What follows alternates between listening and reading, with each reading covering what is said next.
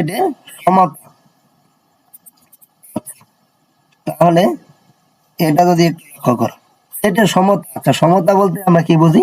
যে দুইটা সেট সমান, দুইটা সেট কি সমান। এটা কি বলছে? যে দুইটা সেটের উপাদান যদি একই হয় তাহলে সেট দুইটাকে বলা হইতেছে কি সমান সেট। সমান সেট মানে তো সেটের সমতা।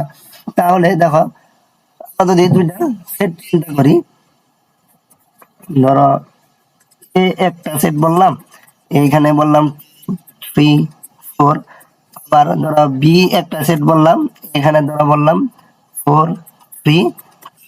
আচ্ছা, তাহলে এই দুইটা সেটের কি বলা যাব? সমান সেট। কেমনে সমান সেট বলা যাব? এ সমান বি কেন বলা যাব?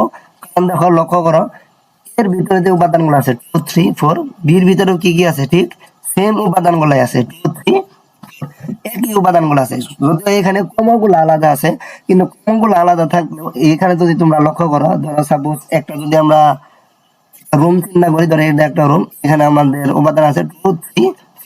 এখন কাউকে যদি কল করা হয়, তো আমরা 3 কেও যদি আগে কল করি, ওই তিনটার ভিতর থেকেই যাবে।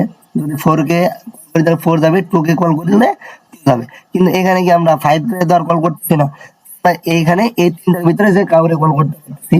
তো এখানে ক্রমটা কোনো সমস্যাই না। তার মানে কি, যদি ইভেন যদি এরকম একটা সেট হতো, ধরো সি একটা সেট বললাম, এখানে 2 3 3 3 4, যদি এরকম হইতো যে একই উপাদানের আধিক্য, মানে একই উপাদান বারবার আছে। আচ্ছা, এটা চিন্তা করো তো, যখন আমরা 3 কে কল করব, তখন কি এই প্রত্যেকটা 3 কে একসাথে কি তারা করবে, কি সাড়া দিবে? মানে বুঝতে পারতেছি কি, যে একটা সেটের ভিতরে যদি একই উপাদান বারবার থাকে, যদি একবার থাকে, দুইটা কি সেম কথা। মানে কি এই সেটটাকেও আমরা কি এ সেট এবং বি সেটের সমান সেট বলতে পারবো। তো আশা করি সবার সেটের সমতাটা নিয়ে আর কোনো সমস্যা নাই। দেখো, এখানে যেটা দেওয়া ছিল, এ একটা সেট দেওয়া ছিল 3 5 7, বি দেওয়া ছিল কি 5 3 3 7, এবং সি ছিল কি 7 7 3 5।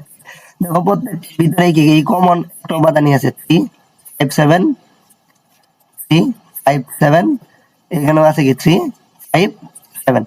যেহেতু উপাদান সংখ্যাগুলো সেম, তার মানে কি এখানে কোনো সমস্যা নাই। তার মানে এগুলা কি সেটের সমতা হয়েছে এখানে। তো এখানে কি বলছে? সেটের উপাদানগুলো ক্রম বদলালে বা কোনো উপাদান পুনরাবৃত্তি করলে সেই সেটের কোনো পরিবর্তন হয় না। আচ্ছা, এরপরে দেখো কি